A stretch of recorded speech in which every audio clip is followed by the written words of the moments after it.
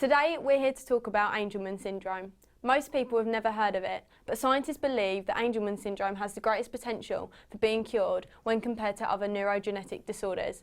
I'm Ella Rees, and today we have Charlie Vineall here to talk to us about her son John, who has Angelman Syndrome, and also the charity FAST, who they work with. She's going to tell us a little bit about her life and John's, Angelman Syndrome itself, and also the charity who supports this and is looking to find a cure. Welcome, Charlie. Can you tell us a little bit more about Angelman Syndrome? Going back to saying why people think that it's such a good syndrome to cure. With Angelman Syndrome, Dr. Ben Philpott from America, I met him in Ireland, a brilliant scientist. He thinks that with Angelman's, the brain itself is not damaged. So he likes to explain it as like a car. You've got a car. The engine is a good engine, but the starter motor's not working. Yeah. Once they get that starter motor working, they've got a good engine to run. So that's why they think that it's be a good syndrome to try and cure. With Angelman's, it affects chromosome 15. You've got two genes. You get a paternal copy and a maternal copy.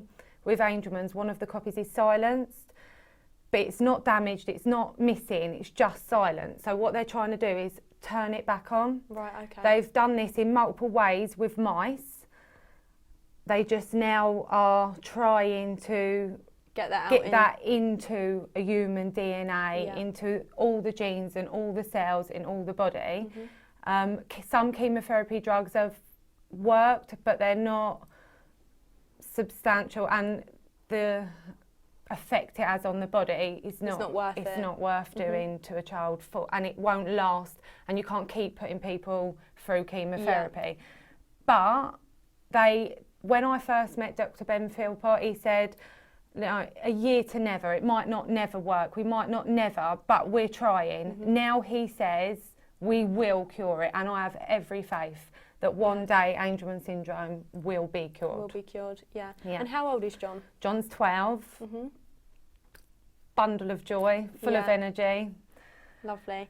Also, does he go to school? Or? Yeah, he goes to a special needs school, which to every parent with a child with special needs, school is a lifesaver. It gives you a bit of normality. It gives you 9 till 3 to do. Some time for yourself. Yeah, just to live a normal life. You know, John is full-time care. He's got no sense of danger. He's got severe epilepsy. He needs 110% support and watching. You know, he doesn't understand danger whatsoever. No. So 9 till 3, I get to, you know, do my washing, do my ironing, the mundane, go to the gym, do my food shopping. And then after 3 o'clock, John is my priority. Yeah. And you don't feel guilty, you know, like sometimes if I leave him with my mum or with the babysitter, you feel guilty, you know, like, oh, he's going to be upset, or, oh, you know, it's a lot for him. It just gives you that normal Some time bit of for life. yourself, yeah. And when did you find out about John with Angelman Syndrome? I honestly think mother's instinct. I knew straight away something wasn't right. As soon as he was born, I was like, Mum, do you think he's all right? Do you think he can hear okay? And she's like, don't be silly, he's just been born, of course he's fine. Yeah. And then when he was a few months old, he was feeding fine, but just something wasn't just there, I don't know, I can't explain it. I took him to the doctors, I never told no one, and I said to the doctor, you know, like, I don't know what it is, but something's not right. And she almost laughed at me. I was young, I was 22 when I had John. I think she just thought I was paranoid. He was feeding fine, he was gaining weight. And then as the time went on, he just wasn't reaching his milestones. He wasn't sitting up when he should be, he wasn't rolling over. He wasn't, he wasn't babbling. So then we got referred to White Lodge, which is like a centre. And they still was like, oh, you know, he's just a bit of a lazy boy, but we'll keep an eye on him. And then in the end, we went to Great Ormond Street Hospital, and that's where he got sent everywhere, all sorts of tests. And then that's when he got diagnosed with Angelman's.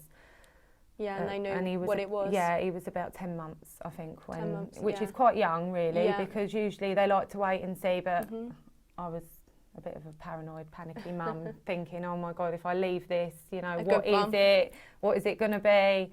So yeah, but then once we got him diagnosed, the health service has been brilliant. Yeah. You know, he's had hydrotherapy, portage, fax group, but as much therapy as I could get in, speech and language, OT, before he went into school. And then at school, a lot of that pressure was took off of me because a lot of it comes into school. Obviously, we still do things with John, but a lot of the therapies are done at school now, so it makes it a lot easier for me. Good. What have you got any other family members that you know? Yeah, I've got a daughter. She's 14. She is God sent. And my husband John. Yeah. And how do they manage with that? Well, especially your daughter Olivia. Yeah, she's 14. It's hard work. She is a carer. She does have to help me. She's a really good girl. I get emotional when I talk about her because it's a lot for a young girl. Of course it is. Yeah. And what about the charity fast? How have you raised money for them? Yeah. Do you meet them? It's in America. They have got a mainly. They have recently, I think it was last year, got over here a website and some people who are doing it, like a UK based one. Their main focus is on providing a cure. Yeah. Where there is some other groups in England, ASSERT, which is more helping the support. Yes, the support, you know, for Angelman's. They do a conference every year, but FAST is definitely more focused on getting a cure. Yeah. Okay. Because with Angelman's, they have a normal life expectancy, but a lot of them die from the severe epilepsy and accidental death. Yeah. So that is like their main aim, to try and actually find the end result and a cure. And what have you done? Is there a lot of events that they do over here? Obviously, because it's based in America. In America, they do loads to raise money. Colin Farrell's son has got Angelman's, and he does loads of work for it. He's like really, really good. They do a gala every year. Over in here, I've done a charity evening, a dinner and dance. That was really good. We raised almost £30,000. Wow, amazing. I've done like Halloween parties and raised money like that, and raffles and things. Just any support to give back. Yeah, definitely. Wow, amazing. What about? Obviously, he goes to school and stuff. Has he got friends? How is his social life, and how does he communicate? Anybody who meets John loves him, and no one forgets him. I go to Tesco's doing my food shopping, and they're like, "Hi, John," and I'm like, "Who's that?" And I'm like, "Hi." No one forgets him. No. He's so loving. Yeah. He really is really loving, Yeah. and he's got his little friends at school. He's a real social butterfly. He loves people. If he's in a situation, there's loads of people, he's at his happiest. Yeah. Going around meeting everyone. He loves the ladies. He's definitely a ladies' man. Loves to kiss and cuddle the girls.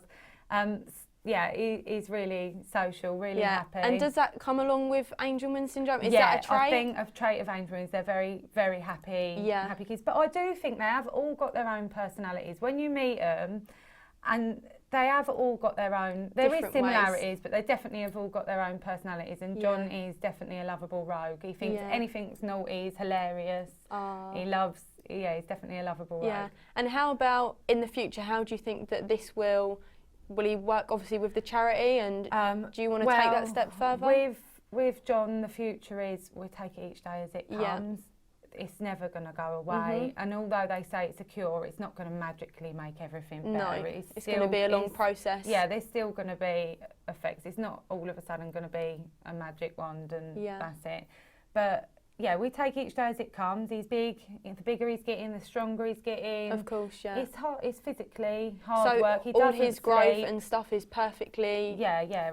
His growth's fine. It's more understanding. Touch wood. His spine's really straight, because sometimes that can affect it, and some kids with Angelman's never walk. Yeah, so it can affect their feeding. There's lots of different levels of it. And he's very high up, obviously, on the scale. Yeah, John's very active, but he's very impatient. His attention is not, he's not got a great attention span. Yeah. He wouldn't sit and watch a film. He'll go on YouTube. He loves YouTube, flicking through all the different. He likes to keep busy. Yeah, flicking through all the different channels, and he loves animals. Yeah.